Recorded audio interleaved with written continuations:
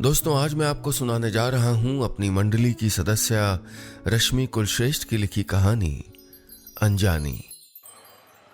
दोपहर के 2 बज रहे थे। मुंह पर दुपट्टा ढापे हम पिछले 2 घंटे से दयानंद कॉलोनी की खाक छान रहे थे। हमें यह खाक छनवा रहा था एक प्रॉपर्टी डीलर जो दड़बे नुमा घरों को हवा महल की तरह महिमा मंडित करके हमें चिपकाने पे तुला हुआ था। पर हमने भी जमाना देखा था। दरवाजे की चर्र करती आवाज से समझ जाते कि घर की हालत क्या है। एक आखिरी उम्मीद का बखान करते हुए प्रॉपर्टी डीलर ने कहा, अरे खुशबू मैडम, ये घर आपको सरतिया पसंद आ जाएगा। हमने भी तपाक से पूछा, ऐसा क्या खास है? वो बोला, अरे सब कुछ आपके हिसाब से है।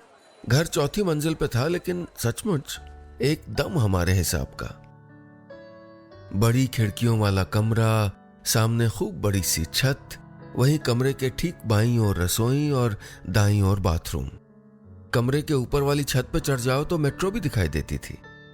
मकान मालिक आंटी ने कमरे में ताला लगाते हुए पूछा, शिफ्ट कब से करोगी आप?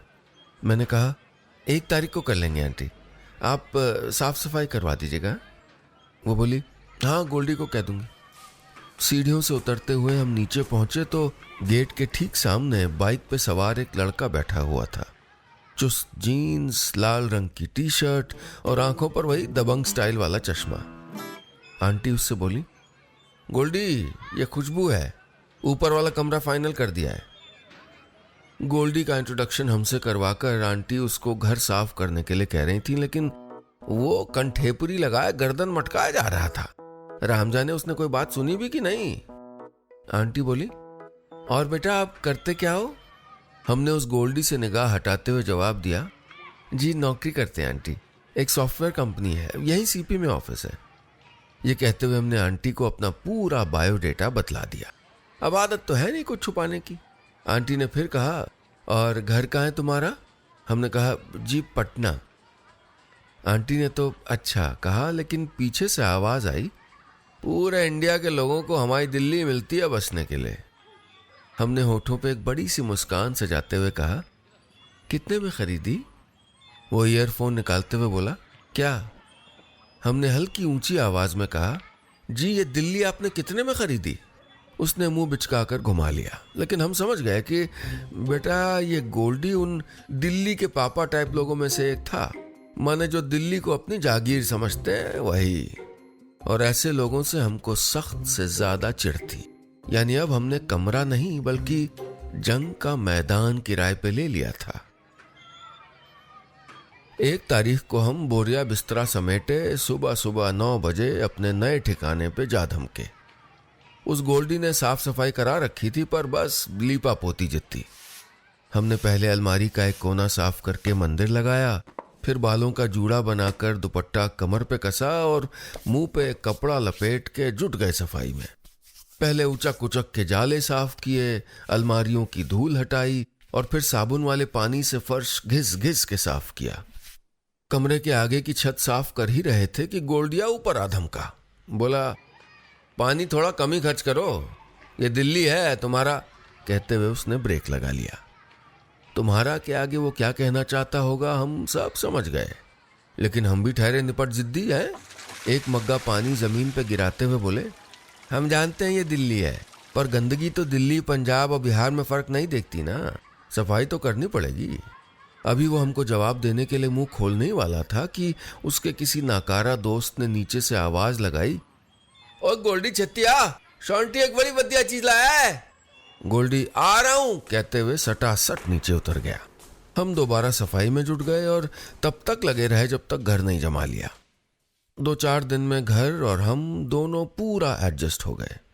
घर के चूहों से लेके मच्छरों तक सबसे हमारी पटने लगी थी, सिवाय उस गोल्डी के। वो तो पता नहीं कौन सी सुपारी ले बैठा था, जैसे हमने दिल्ली आके उसका कोनो हक मान लिया हो।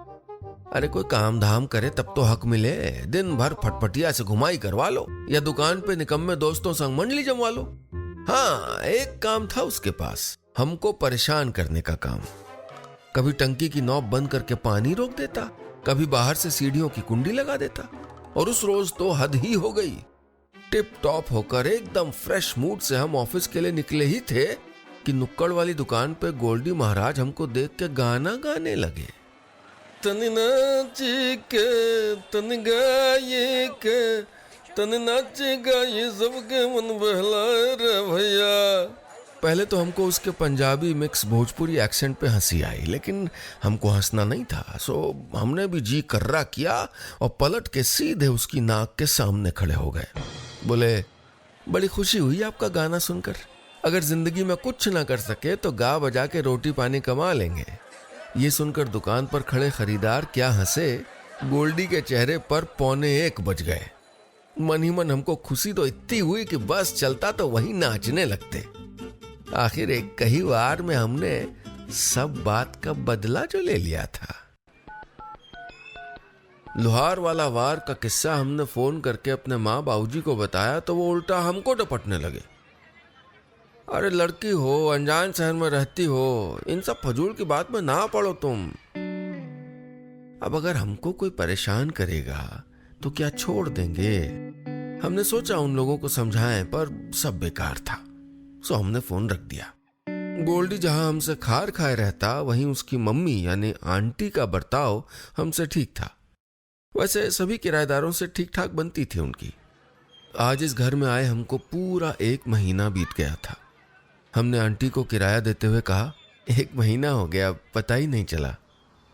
आंटी किराया मेज पे रख के बोली, चल इसी खुशी में आज खीर बनाऊंगी, तेरे लिए भिजवा दूंगी गोल्डी से। गोल्डी का नाम सुनकर हमने ऐसा सड़ा हुआ मुंह बनाया जैसे कड़वा बादाम मुंह में आ गया हो। लेकिन किस्मत अच्छी थी कि आंटी ने देखा नहीं। दुआ सलाम करके हम कमरे में चले आए। 1-2 काम निपटा ही रहे थे कि दरवाजा खटका। हम समझ गए कड़वा बादाम खीर लेके आया होगा। हमें देखते ही गोल्डी ने पहले तो खीर दी, फिर 2 500 के नोट पकड़ाते हुए बोला, ये नोट नकली हैं। हमने कहा, अरे एटीएम से निकाले हैं, नकली कैसे होगा? अरे कहते हुए वो रुका, फिर नोट पे खिंची लाइनें दिखाता हुआ बोला, अरे बैंक वालों को कुछ गड़बड़ लगी होगी ना, तभी तो क्रॉस लगाया है। हमारा बीपी बढ़ गया। नोट वापस लेते हुए बोले, कल दे देंगे। हम जानते थे कि ये कारिस्तानी गोल्डी के बच्चे की ही थी, क्योंकि अगर पेन चला होता तो हमको गिनते वक्त दिख न जाता। हमने अगले ही रोज रुपए लौटा दिए। मन दुखी हो गया था। अरे पूरे 1000 रुपए का नुकसान हुआ था। इतने में 15 दिन का राशन आ जाता। घर से दूर रहते हैं, इसकी तरह पापा के होटल में नहीं रहते ना। खैर वो कहीं भी रहे, हमारे भला से, बस हमारे मामले में ज्यादा टांग ना अड़ाए। लेकिन राम जाने उसकी टांग ज्यादा लंबी थी या उसे टांग अड़ाने की आदत ही थी। उस रोज घर के नीचे झालमुड़ी वाला खड़ा हुआ था। हमारी पसंदीदा थी तो खुद को रोक नहीं पाए। 10 का नोट बढ़ाते हुए कहा, भैया 1 ठो झालमुड़ी देना। हमें हंसने की आवाज सुनाई दी। मुड़कर देखा, गोल्डी वहीं खड़ा था। बोला, लो भेलपुरी का नया नामकरण हो गया। उसकी बकासुर हंसी सुनकर हमारा दिमाग खराब हो गया। अरे इसे तो हर चीज से परेशानी थी। तोरई को नेनुआ कहने से, सरसों के तेल को कड़वा तेल कहने से, और तो और हमारे हम कहने से भी दिक्कत थी। अरे अब क्या दिल्ली में आकर हम भी मैं करके मिमियाना शुरू कर दें? महाभारत में जैसे अर्जुन ने मछली की आंख पर निशाना साधा था ना, वैसे ही गोल्डी ने हम पर और हमने गोल्डी पर निशाना साध लिया था। मने एक भी मौका छूटने न पाए। और उस रोज हमको मौका मिल ही गया। हम घर के नीचे गेट पे खड़े अपनी सहेली का इंतजार कर रहे थे। गोल्डी भी वहीं खड़ा टाइम पास कर रहा था। तभी उसका फोन बजा। फोन रिसीव करते हुए वो बोला, अरे सत श्री अकाल फुफड़ जी। हमने कुछ नहीं कहा, बस बत्तीसी चमका के जोरदार हंस दिए। ऐसे लोगों को ऐसे ही चमकाना चाहिए। ज्यादा चुप्पा बने रहो ना तो सब ओवर स्मार्ट बनने लगते हैं। अगर यहाँ सुकून से रहना है तो ठेल ठाल के अपने लिए सुरक्षित जगह बनानी ही पड़ती है। वैसे बात दिल्ली की नहीं थी। हम अपना राज्य छोड़ के कहीं भी चले जाते ना, वहां ये गोल्डी टाइप लोग मिल ही जाते। पता नहीं इनको किस बात का डर सताता रहता था। अगले रोज छुट्टी थी। हम सुबह से छत पे रखी सिलबट्टे पे उड़द दाल पिस रहे थे। आज नाश्ते में चूहिया फरा बनाने का प्लान था। फरा बना के हम अपने लिए निकाल ही रहे थे कि आंटी की वही खीर वाली कटोरी पे निगाह पड़ गई और हमने चाट मसाला छिड़क के कुछ फरे उस कटोरी में रखे और नीचे चल दिए।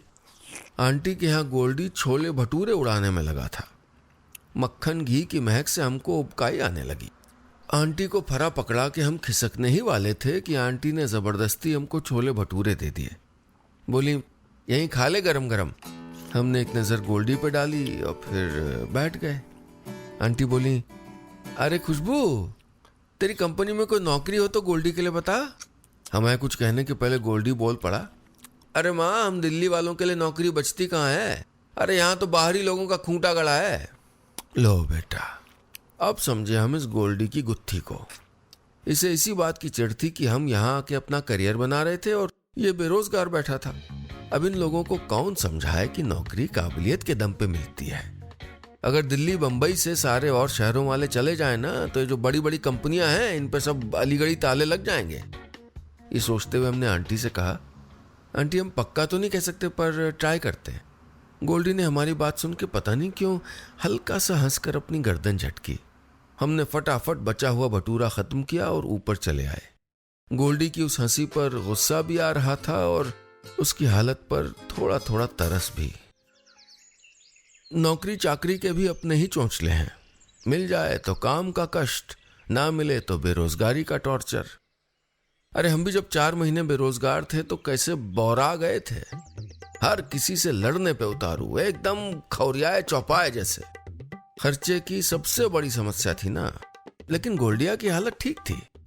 कम से कम उसे घर का किराया, राशन पानी का खर्चा, ये सब तो नहीं उठाना पड़ता था।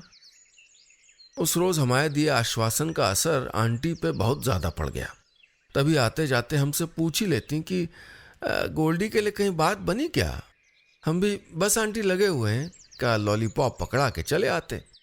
अब ना हम गोल्डी की पढ़ाई के बारे में जाने, न उसके टैलेंट के बारे में, तो नौकरी क्या नाम बता के लगवा देते। दिल्ली का मौसम अब बदल रहा था। उस रोज ऑफिस से निकले ही थे कि झमाझम बारिश शुरू हो गई। सामान समेत हम पूरे भीग गए थे। घर पहुंच के देखा तो मोबाइल की बैटरी भी खत्म थी। हमने जैसे ही चार्जर लगाया, तड़तड़ा के बिजली के बोर्ड से चिंगारी निकली और फिर लाइट गुम।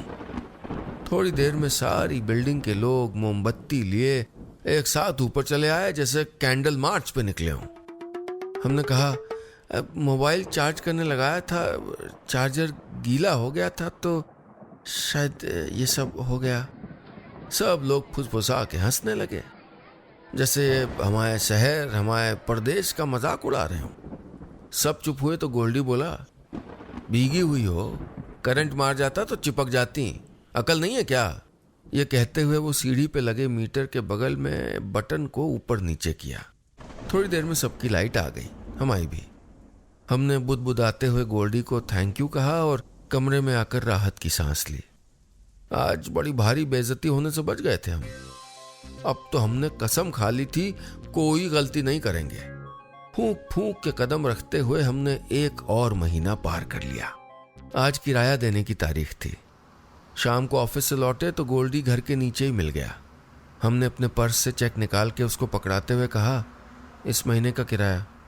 उसने एक नज़र चेक को देखा, फिर हमको।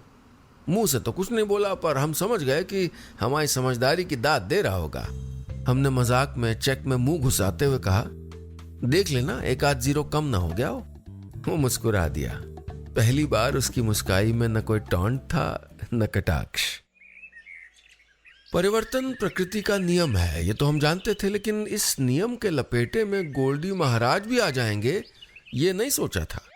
अब ये भी मत समझिएगा कि गोल्डिया में कोई भयंकर परिवर्तन आ गया था। बस उसकी चोंच अब काबू में रहने लगी थी। हाँ, अब उस रोज की बात ले लीजिए। अग्रवाल वाली दुकान पे हम फ्रेंच फ्राइज ले रहे थे। गोल्डी अपने दोस्तों के साथ वहीं खड़ा था। उन्हीं में से किसी एक ने कहा, अरे लिट्टी चोखा वाले भी फ्रेंच फ्राइज। हम कुछ बोलते इससे पहले गोल्डी बोल पड़ा, तू ना अपने मोमो पे नजर रख। पहली मर्तबा गोल्डी हमारे फेवर में बोला था। हमको इतना अच्छा लगा कि पूछो मत। हमने थैंक यू वैंकू नहीं बोला, ये सोच के कि कहीं ज्यादा मिठास से गोल्डी महाराज को बदहजमी ना हो जाए। हमारी माँ कहती हैं कि जुड़ने के लिए दोनों पार्टी का ना बराबर का योगदान होना चाहिए, तब जाके कौनो रिश्ता बन पाता है। पहले गोल्डी हमसे खार खाए रहता था, हम गोल्डी से। अब गोल्डी हमको परेशान नहीं करता, हम गोल्डी को कुछ नहीं कहते। बस जब कभी निगाहें मिल जाती तो हाय हेलो बोल देते थे। वैसे हमने अपने दफ्तर में उसकी नौकरी के लिए भी बात कर दी थी, लेकिन हमको उम्मीद कम ही थी कि कोई गोल्डिया को इंटरव्यू के लिए बुलाएगा, न बुलाए हमारी बला से। फिलहाल तो हाल यही था कि न हम एक दूसरे के दुश्मन थे न दोस्त। एक रोज हम आंटी के यहाँ साग की रेसिपी पूछने गए थे। गोल्डी पैंट बुशर्ट में टिप टॉप होके कुछ ढूंढ रहा था। आंटी बोली, अरे गोल्डी खुशबू से पूछ ले कुछ, अगर पूछना है तो। क्या पूछना है? हमने गोल्डी से पूछा। गोल्डी ने तो नहीं, पर आंटी ने जवाब दिया, इसका इंटरव्यू है। आंटी का जवाब हमारे कानों में पड़ा और हमारी जबान से ऑल द बेस्ट निकल पड़ा। गोल्डी चुपचाप अब भी ढूंढने में लगा हुआ था। हमें हमारे ऊपर गुस्सा आने लगा। आखिर क्या जरूरत थी हमको ऑल द बेस्ट बोलने की? देख लिया ना कितना एटीट्यूड भरा इस गोल्डी में। अभी हम उसके नकचड़ेपन के ऐब गिनाए जा रहे थे कि ऐन उसी वक्त हमको गोल्डी की आवाज सुनाई दी, मैं जानता हूं तूने इंटरव्यू का जुगाड़ किया है, थैंक यू। कलम अपनी कमीज की जेब में फंसाते हुए वो हमसे कह रहा था।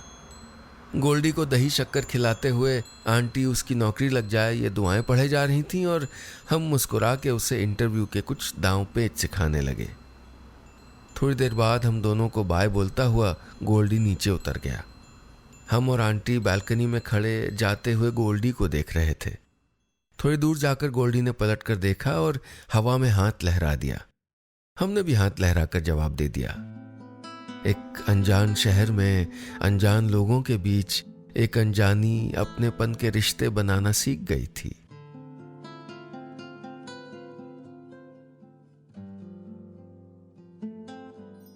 दोस्तों, कहानी खत्म, पैसा हजम।